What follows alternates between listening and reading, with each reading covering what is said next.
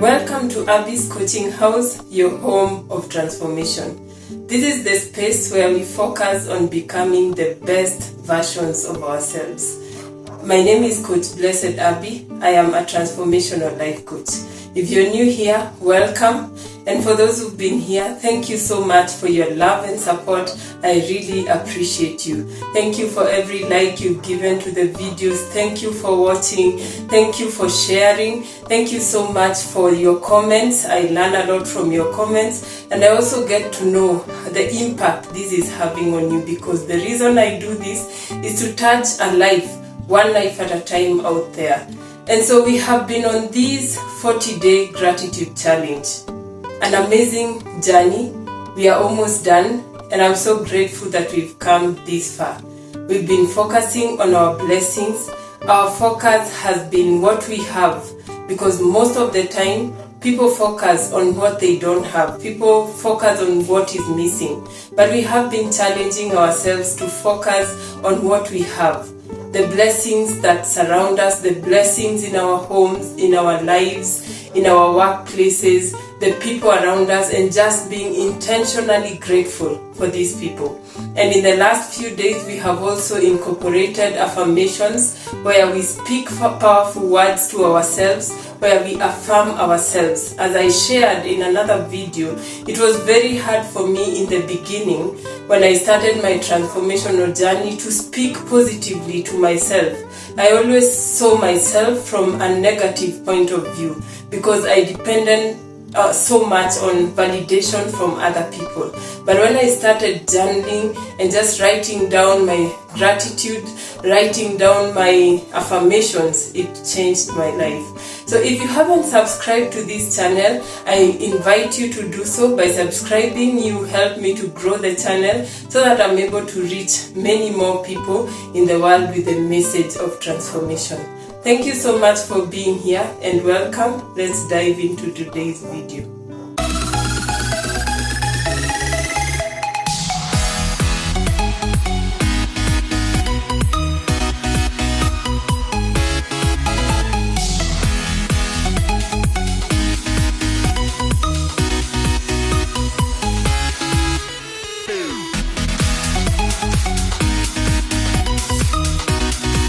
Today we talk about self-esteem. There are people who struggle with a low self-esteem, and we want to see what causes this struggle and how can you overcome it.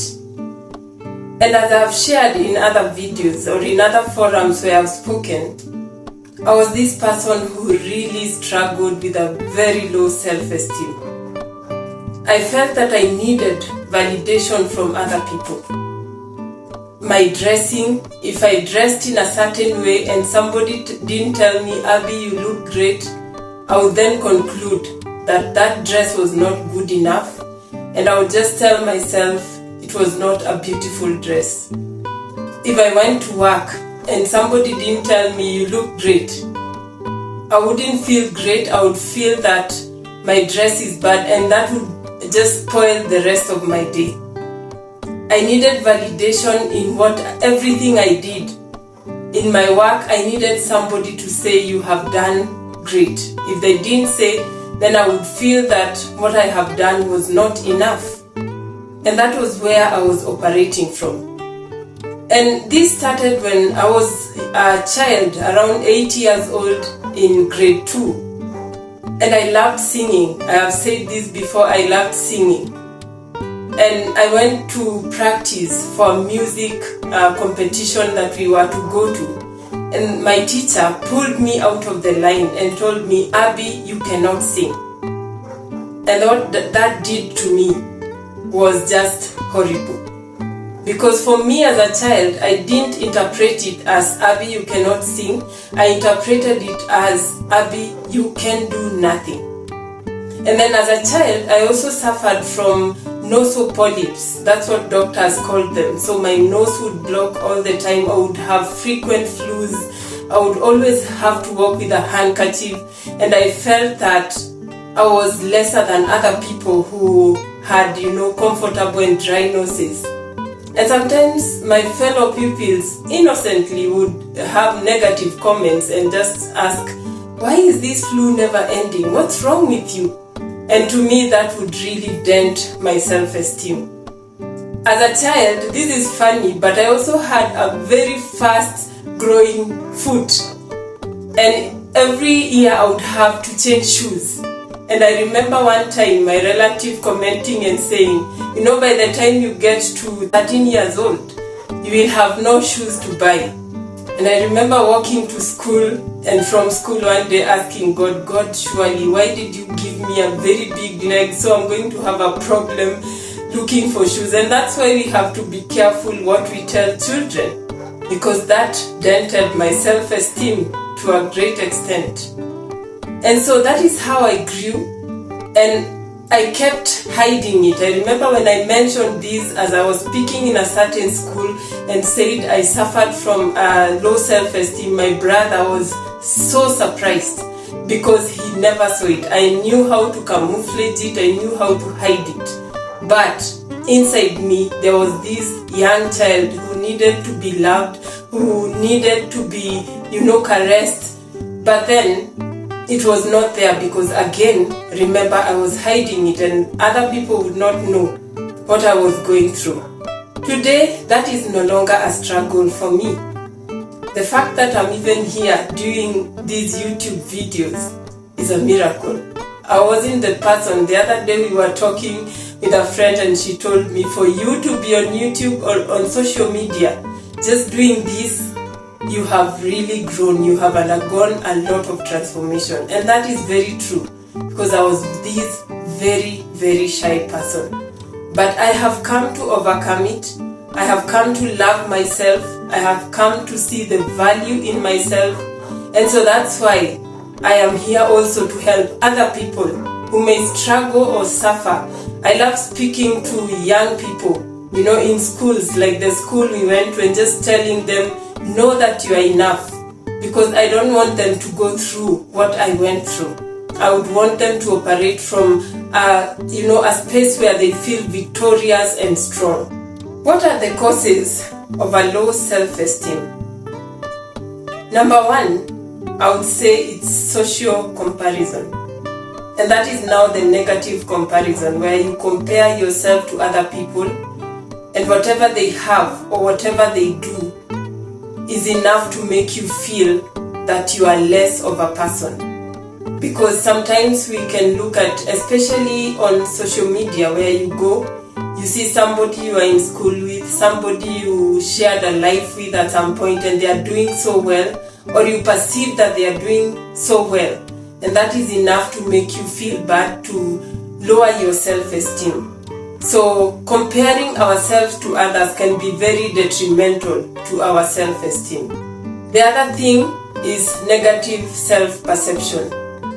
Sometimes we perceive ourselves negatively. We have negative beliefs about ourselves, that you just believe, I can't do this. You believe that that is too much for me, I don't deserve that. And that lowers your self-esteem. And most people suffer from this. I suffered from that. I had very negative, beliefs about myself. The things I valued in other people, I would not see that they are in me or they could actually ever be in me. The third thing is self-centeredness. Thinking that the whole world revolves around you. The whole world is about you. Whatever people do, whatever they say is pointing towards you. And that is very dangerous, because for me, for example, my spouse would say something and they were just saying it, in a general way, their way of expressing themselves. But then for me, I would interpret it to mean I am less of a person. I don't deserve what I have. I don't deserve to get what I need to get. So that self-centeredness is, detrimental actually to your self-esteem, because it makes you feel that whatever everybody else does, they are doing it to you. And you feel that they are pointing fingers to you. That's what I used to feel. I used to feel that if my workmates said something, they would say something innocently, maybe about my dress, and that would be enough to just lower my self-esteem. The other thing is negative childhood experiences. Some of us in our growing up have experienced bad things happening to us. Some people have gone through bullying at school. Some people have gone through abuse. And these are things that can, maybe it's emotional abuse, physical abuse. I have seen people who are very negative even in their marriages. Whatever their spouse does, they interpret it so negatively. But you get to the root cause, you realize it's something that happened in their childhood. They have not healed from it, and it keeps affecting them. So we need to look at our childhood experiences and see what could have happened in our childhood. For me, for example, the case of this relative who was giving negative comment about my feet, that was enough to make me feel that I was less of a person. I remember thinking, God, why did you give me a very big foot? Why did you create me like this? And I remember at some point I used to think God was so unfair to me. Anything that happened to me in my life that was negative, I asked God so many questions. I kept wondering, why me? Why is this happening in my life? And so as a child, that would work negatively on my self-esteem. The other thing is critical self-talk. The harsh critic within ourselves. I once read a book that said within each of us is a judge and a coach. The judge is the one that critiques you, tells you shouldn't have done that, why did you do that? And sometimes we are very harsh towards ourselves. But when you turn towards the coach within you, the inner coach who tells you, yes, you failed, but you can do better. How can we do this better next time? So when we criticize ourselves, when we see ourselves so negatively, it lowers our self-esteem. And that is why, as part of this gratitude challenge, we are also including affirmations, because affirmations are such a great way of, changing that pattern where we just negatively speak to ourselves and changing now to a point where we can see ourselves positively and change that pattern to a place where we love ourselves. The other thing is trauma. Some people can have gone through traumatizing events, rape, child abuse, and many other things that cause us to have, trauma in our lives. And you find a person who cannot see themselves as a valuable person because of something that happened in their past. They have not healed from the trauma, and this thing keeps eating them up, and so it lowers their self-esteem. So these are things we need to work on. These are things we need to heal from. Unrealistic goals can also lower our self-esteem, because if you have goals that are unrealistic and then you fail to achieve them, you begin to see yourself as a less of a person. You begin to see yourself as a person who cannot achieve anything. And so when you see other people and perceive that they are achieving a lot, you look at yourself and see yourself from the light of a defeated person. That can really lower your self-esteem. And that happens again to so many people. So as we set goals, we also need to be realistic. Are these goals achievable? Somebody said that many people set very high goals, maybe for a month or for a year. Then very small goals for 10 years or 25 years. You ask somebody, what would you want to achieve in 25 years? And they don't have an answer. But then if you ask them, what do you want to achieve in the next 1 year? They say a lot of things until you wonder, is that really achievable? Does that make sense? Can that work in that short period? So we need to be realistic as we set our goals. We need to look at these goals and ask ourselves, how am I going to work on this? How am I going to, make sure that what I write down as a goal is realistic? Because when we don't achieve these goals, then our brains begin to think that we are failures, and that can lower our self-esteem. Another thing is mental health. If someone has gone through addiction, somebody has gone through depression, very high stress, and their level of stress hormones is just high, that can lower their self-esteem because they reach a point where they feel that they are lesser than of a person. And in the last 1 month, there has been a lot of emphasis on mental health. This will cause people to even commit suicide because they feel that they are less of other people. They feel that they are not who they want to be. So it's important to keep our mental health on check and just make sure we really take care of ourselves. And the final thing, though I know there are many others, is life transitions. When major things happen in life that we perceive them to be negative. For example, things like divorce, especially to a child. When parents divorce or separate, a child does not interpret that my parents have a problem. The child asks, what problem do I have that my parents could not stay together and take care of me?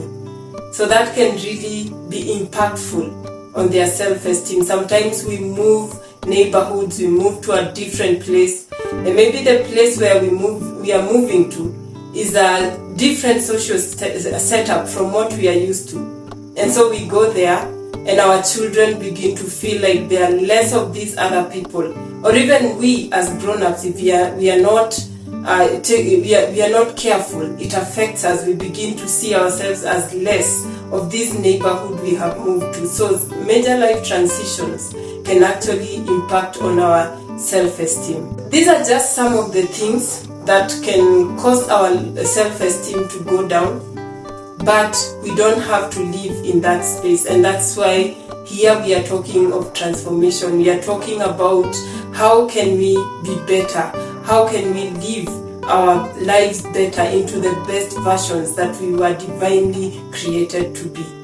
And so let's look at some of the things we can do to combat self-esteem and to raise our self-esteem, to help us to grow and to see ourselves in the light that we are supposed to see ourselves in.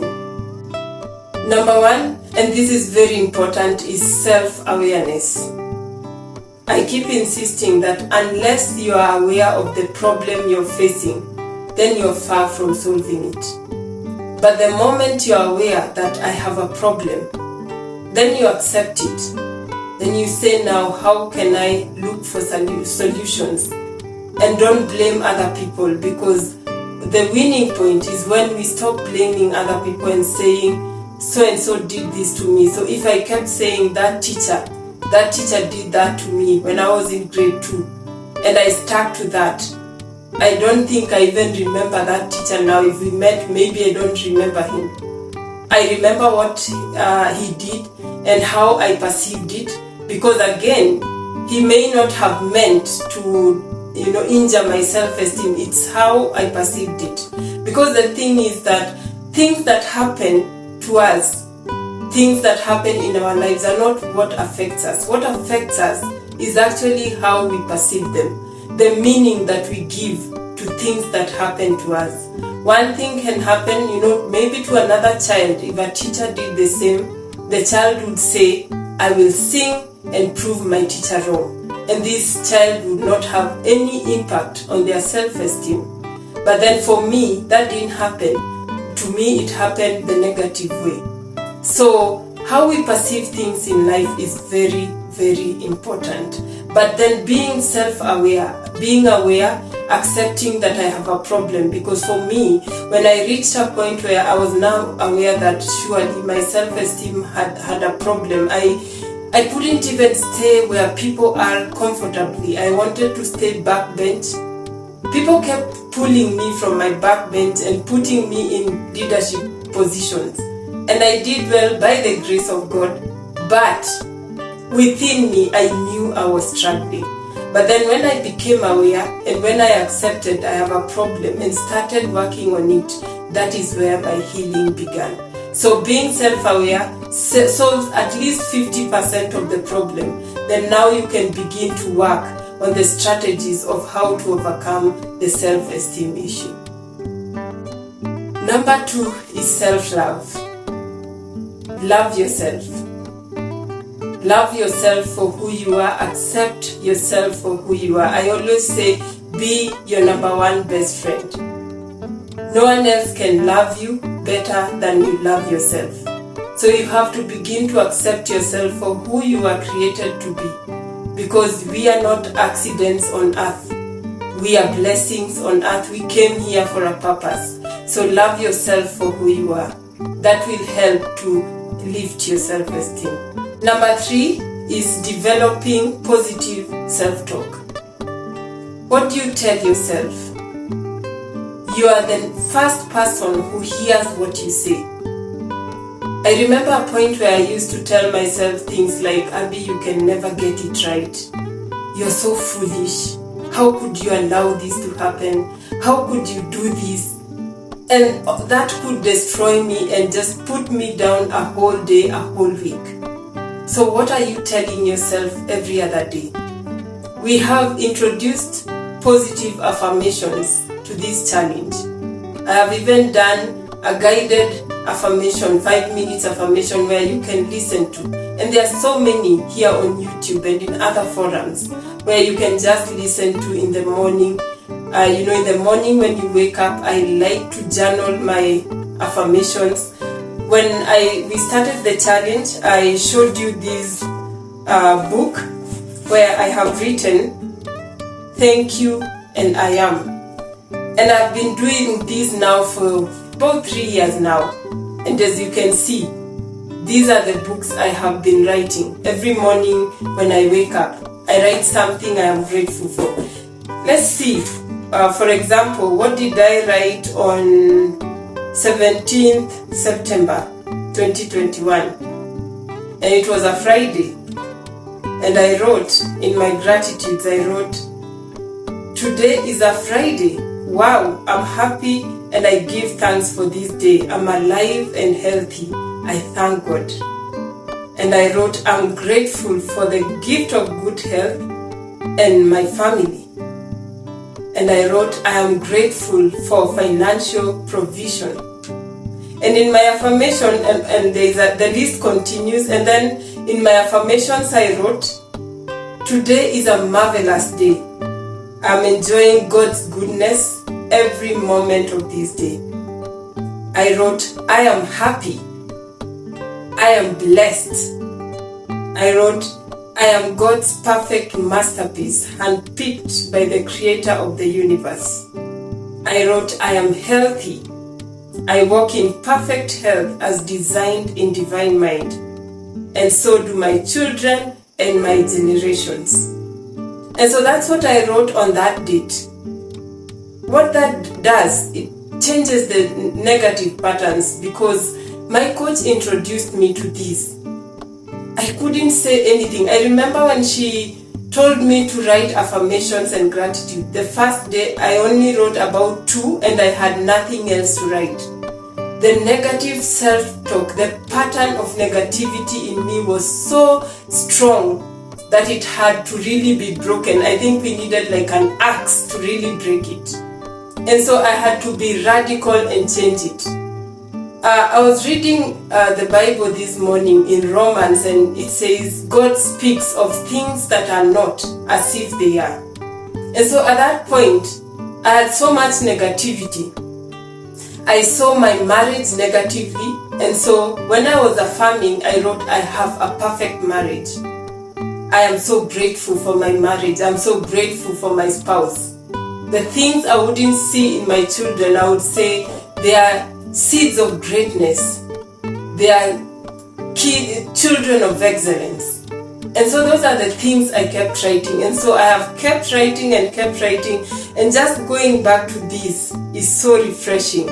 So refreshing. And on 12th January 2022, I also wrote, I'm grateful for the peace of heart and mind this morning. I'm grateful for the continuing work in our house and for the provision. That time we were building our home. And so I was just grateful that God kept, providing. And in my affirmations that day, I wrote, I am confident that my Father in heaven loves me. He hears me when I call and watches over all my concerns to perfect them. And I also wrote, I am favored. I am a seed of excellence. And so I have been doing this for a long time now. That it has become natural that when something happens to me, remember I said on our 21st day of the challenge that on the 21st day you create a habit. On the 90th day a lifestyle is formed. So because I've been doing this for a long time now, to me it has become a lifestyle. I can just walk telling myself I am strong, I am capable, I am lovable, I can do this, and that has become my lifestyle. And so as we do this challenge, that's what we are aiming to build a life where we empower ourselves. And so that is me and the positive self-talk, and what it has done, it helps to change those negative patterns, the patterns that are so embedded in us, and change them into positive patterns. Brain scientists say that we have neural pathways in us that go towards a certain direction, but they can be changed. When you change the neural pathways that are used to negativity, and you now change them to positivity, you become a new person. So begin the positive self-talk. Affirm yourself. Journaling is so powerful. It helps you to just move to another level in your positive self-talk. The other thing is stop comparison. But if you are the only person on earth and there was no one else to compare yourselves to, the reason we are unhappy most of the time is because we compare ourselves to someone else. We think that they are doing better. We go on social media and think this person is doing better than myself. For example, here on YouTube, I can go to another podcast and think this person has, 100,000 subscribers. I don't have that. But then for me, I choose to say I am grateful for the people I am able to reach every other day, because those are the people God has given me, as I trust for more to come. So comparison can be detrimental. If you have to compare yourself to the version you are yesterday. That is how growth will come, not to other people. Because again, I have said before that when you compare yourself to another person, you're putting them as your standard. Why not set your standards and make them your goal? Not the other person your goal, but your own standards. Set those standards that you want to reach to and make them a goal that you want to achieve. Then that would be more positive. Comparing yourself to the person you are yesterday and telling yourself, I could not do this yesterday and now I can do it, that is growth. But comparing yourself to other people in a negative way, that can be detrimental. The other thing that has really worked for me is reading empowering books. Reading is a habit I have had to develop. I wasn't a good reader before at all. But after listening to many people who are successful and they say they read books, I have had to be intentional in developing the culture of reading. And the many books I have read have answered so many questions in me. I have read books that have helped me to see my value as a person. I have read books, I remember a book I read titled The 4 Agreement, and it said, everybody lives their own dream. I live my own dream, my son or daughter lives their own dream, my spouse lives their own dream. And so they are not living for me or about me. And that helped me to understand them. And as somebody else does something, I see it as they are living their own dream. It's not about me. And so it doesn't affect me as negatively as it used to before. Because now I see it from a different light. So reading empowering books is very, very important. The other thing is focus on giving more than receiving. When you are in a relationship or when you are with a person, ask yourself, what do I have to offer them? I use marriage as an example because sometimes when we get into marriage, sometimes consciously, sometimes unconsciously, we are asking ourselves, what is he coming with? What is she coming with? What is she bringing to my life? And they are also coming with the same expectation. And so we get to points where we get disappointed because they don't come and offer us what we are expecting. Because they also have what they feel that they're expecting from us. But when you look at life as what do I have to offer, you become a happier person. You stop being the center of everything, the center of every stage. You also make others a center. And so when you are able to make them happy, you become happy.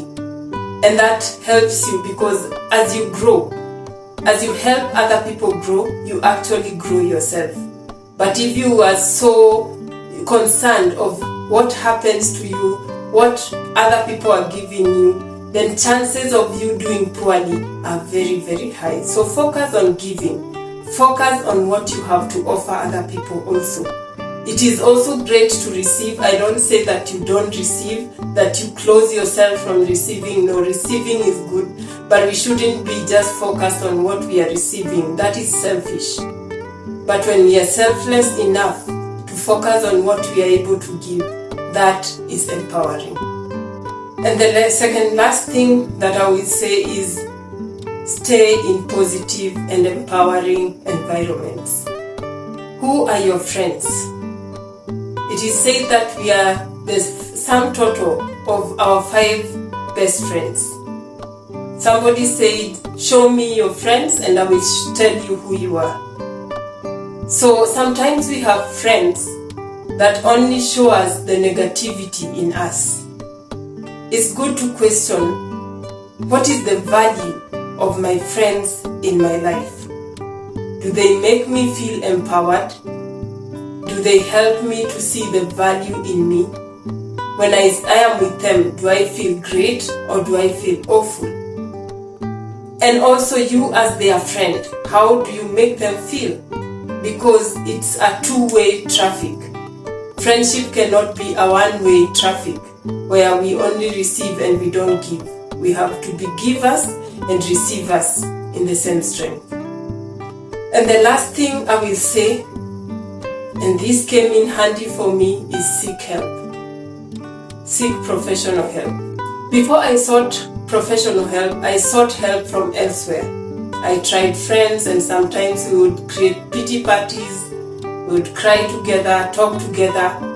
But then what came in handy for me was coaching. Coaching helped me because my coach was able to walk with me from one step to another, show me things, open my eyes, change my perspective, because remember, as I've said, it's not what happens to us that hurts us, it's how we perceive it.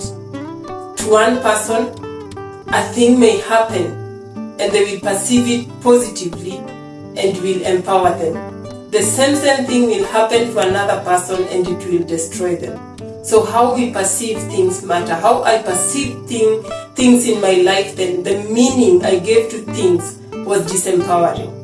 Coaching helped me to overcome that. I think of Joyce Meyer. She openly speaks of how her dad abused her. But look at her now, a powerful woman, a woman we all want to be like. A very powerful woman of God. She uses that story to empower herself and other people, and she helps women. I am one of her beneficiaries. She is one person I have loved to listen to over the years.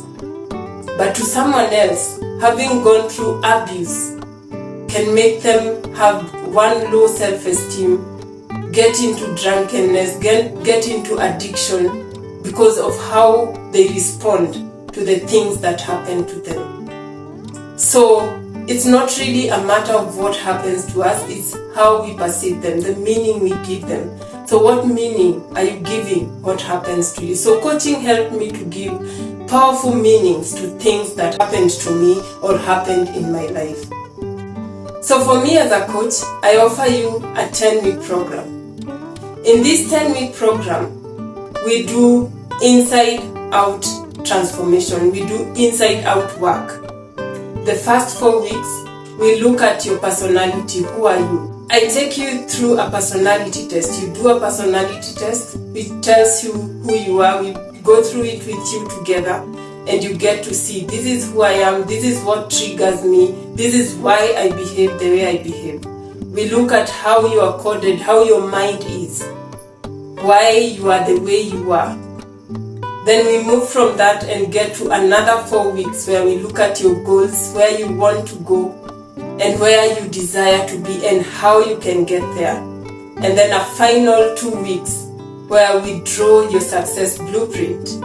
And this is a powerful program. I have seen it change lives. It has changed my own life. And so I invite you to sign up for this program, a 10-week program where I step by step walk with you through a journey. If you're struggling with self-esteem, if you're stuck in life, if you're not sure of what you should be doing next, this is a program which will help you unleash that potential in you, the God-given potential, so that you live to be the best version of yourself. I do this with a lot of passion because it has worked for me, and I believe it can also work for you. And so I invite you to invest in yourself. I will link my email address onto the description box and my WhatsApp number. If you're interested, reach out, let's talk. I will offer you a free discovery session to get to know where you are and see what we can do and start the journey of transformation, because transformation is powerful. It's a process, but then once you get to the other side, you get to enjoy. Thank you so much for watching. If you like what I've been sharing, please be a blessing to my channel. Subscribe to the channel. Let's reach other people. Let's grow the channel so that we are able to do more and more. And my promise to you is to keep bringing such empowering programs and topics for us to share together as we grow into what God made us to be. So thank you so much for watching. Remember, you are on earth for a purpose. You are a blessing. You are not here by accident. You can be the best that God made you to be. So till another time, remember to continue journaling your gratitudes. Remember to continue journaling your affirmation. Look at this. It's become an addiction. Actually, there is one book missing. These are 1, 2, 3, 4, and I have a 5th one which is almost filled up. And I love doing this. The change it has brought in my life is just amazing. So don't give up doing this. If you're joining us for the first time, look for the playlist where everything about the gratitude challenge is there. Follow me also on Facebook, Blessed Abby.